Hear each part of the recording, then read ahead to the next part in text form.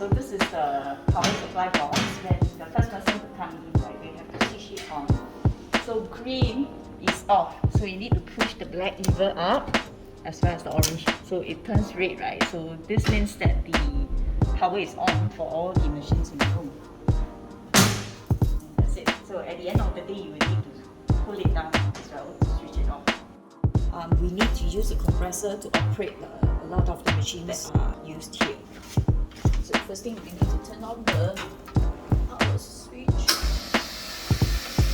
and you need to allow a bit of time for the compressor to work before you start using the machines. Okay, so this is our pounding machine. It's like a super fast hammer. Okay. First thing, you need to switch on the machine, the main switch. Then you need to turn this. Right. So let's say after you lasted and you find that this is not flat enough. So what you want to do is you push this against the machine, and it will help to flatten the peaks as much as you can. So you need to support and push. So that is the hammering. This is the same thing, except that it's a curve,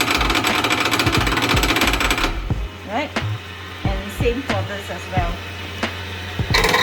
So they are all actually super fast hammers. Right. So after you're done, you need to switch it off and switch off the main switch.